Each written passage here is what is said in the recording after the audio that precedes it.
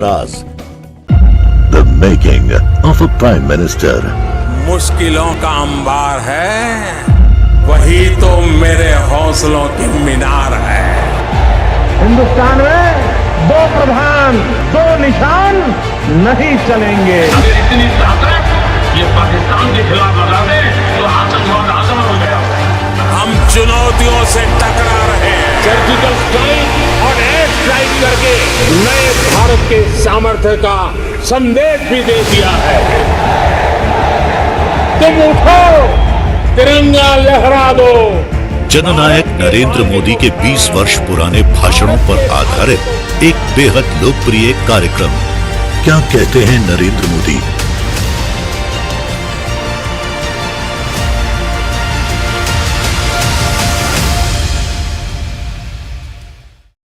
नमस्कार, मैं हूं सोनल दहिया। हमारे खास कार्यक्रम क्या कहते हैं नरेंद्र मोदी में आज आपको सुनवाएंगे मोदी का एक ऐसा भाषण जिसमें उन्होंने शिक्षा के माध्यम से देश और दुनिया के विकास की बात कही। 25 नवंबर 2010 में गांधीनगर में आयोजित एक इंटरनेशनल कॉन्फ्रेंस में मोदी ने कहा कि भारत को शिक्षा के क्षेत्र में बदलाव के साथ आगे बढ़ना होगा और वेद से वैब तक यात्रा को आगे ले जाना होगा।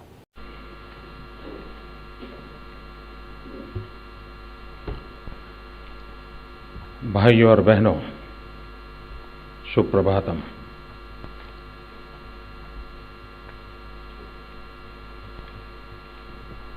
मैं शिक्षाविदों के बीच आया हूं,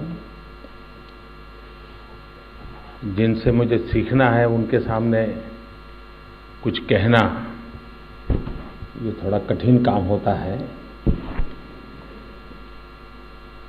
फिर सवाल उठता होगा कि आप आए क्यों।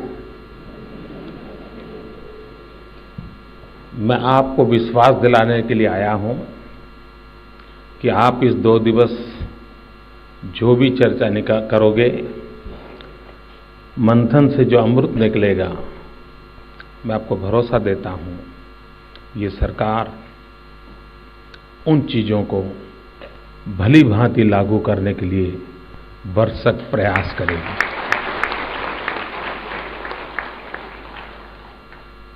और इसलिए आप यहां जो कुछ कहने वाले हैं, जो मंथन करने वाले हैं, वो व्यर्थ नहीं जाएगा, ये भरोसा देने के लिए मैं आया।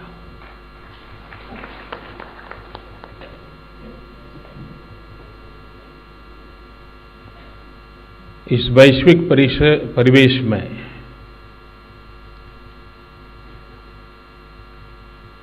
शिक्षा इस मूल विचार को लेकर के हम लोग 2 दिन चर्चा करने वाले हैं। मेरी अपनी एक सोच है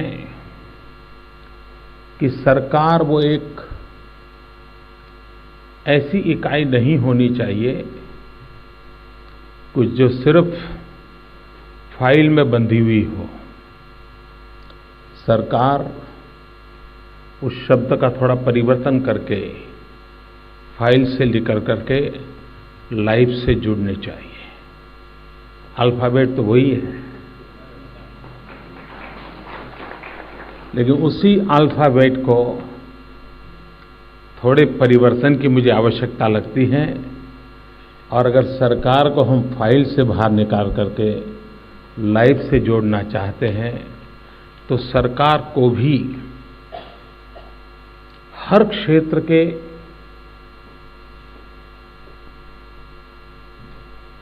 जो एक्सपर्ट्स हैं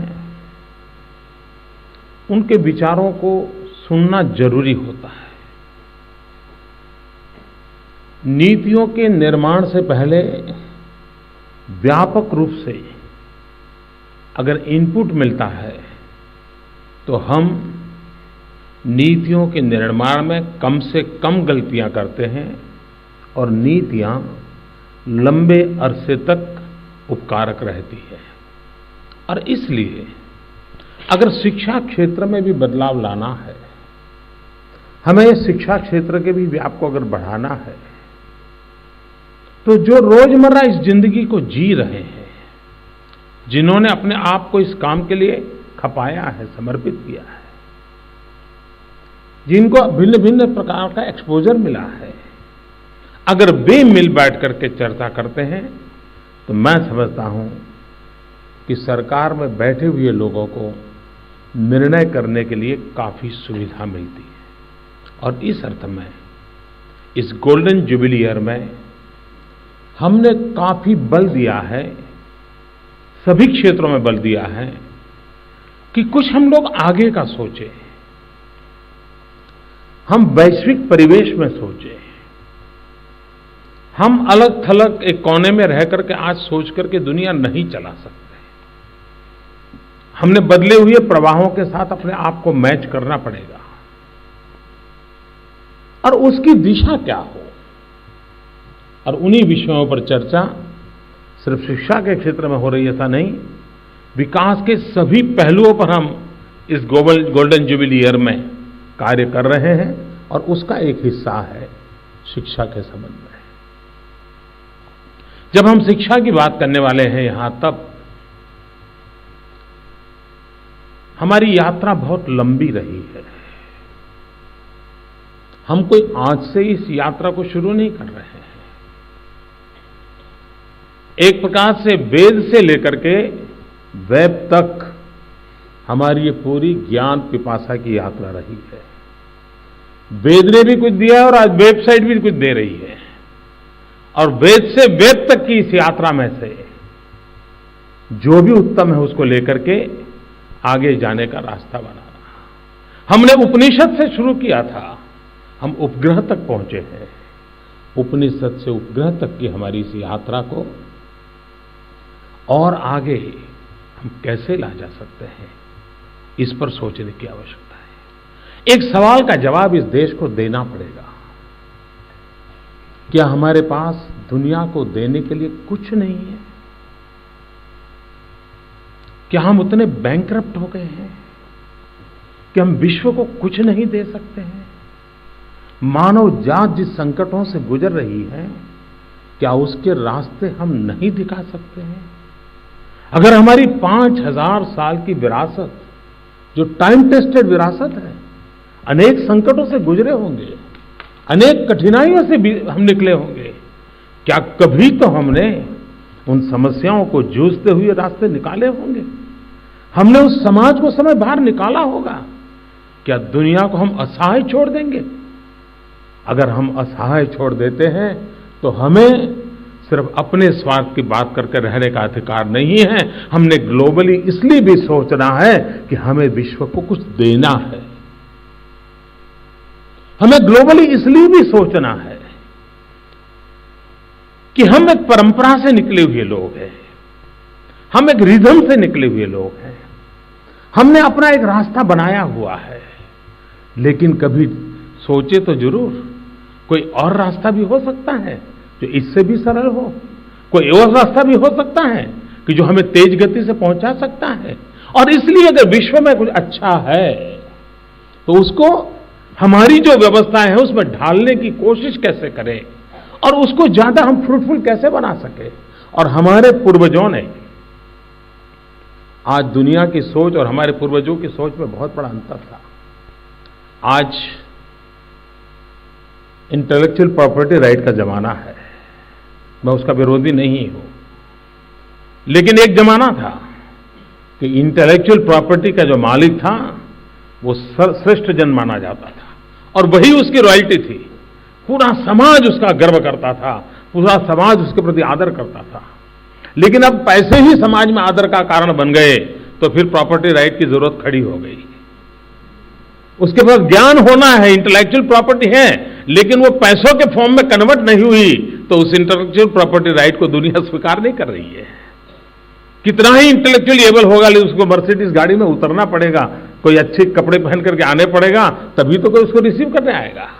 तो बदली हुई जो दुनिया है, बदली हुई जो दुनिया है, उस दुनिया के तहत मैं इस इंटेलेक्चुअल प्रॉपर्टी राइट का विरोध नहीं कर रहा हूं, लेकिन हम वो लोग हैं जो ये कहते थे ज्ञान को न पूरब होती है, ज्ञान को न पश्चिम होता है, ज्ञान को न कल होती है, ज्ञान का न आज होती है, ज्ञान सनातन होता है, सार्वदेशिक होता है और किसी भी कोने में ज्ञान का प्रकाश है तो उसको हम स्वीकार करते हैं, हम स्वागत करते हैं। ये हमारे पूर्वजों ने हमें सिखाया था, वेद काल से हमें सिखाया है।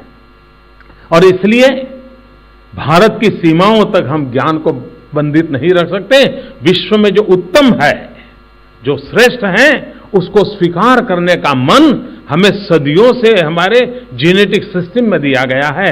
और इसलिए खुले मन से हमने विश्व में क्या चल रहा है, कैसे चल रहा है, क्यों चल रहा है, क्या उसमें से कुछ हमारे काम का भी है क्या, उस पर हमने खोजने की आवश्यकता है।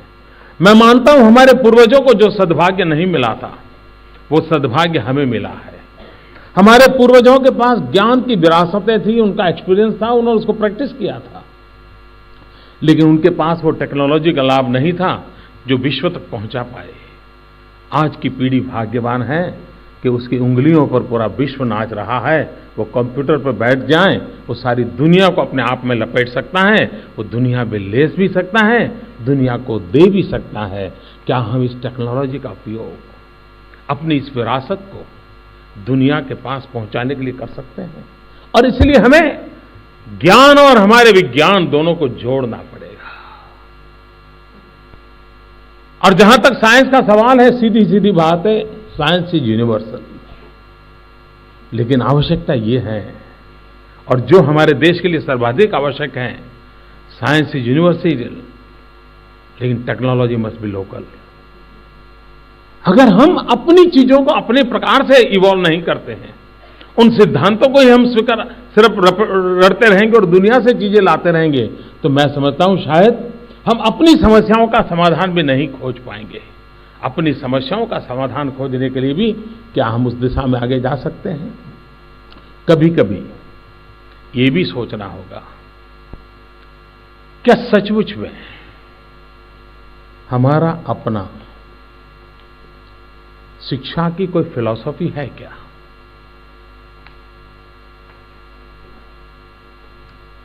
फिलॉसफी सब्जेक्ट तो शिक्षा में है, लेकिन क्या हमारी शिक्षा की अपनी फिलॉसफी है क्या? आखिर हम इस शिक्षा से जगत को क्या देना चाहते हैं, कहां से शुरू करना चाहते हैं, कहां ले जाना चाहते हैं?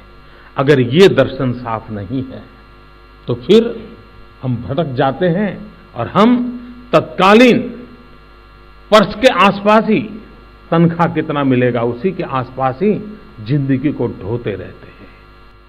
तो 3 चीजों पर मैं बल देना चाहूंगा।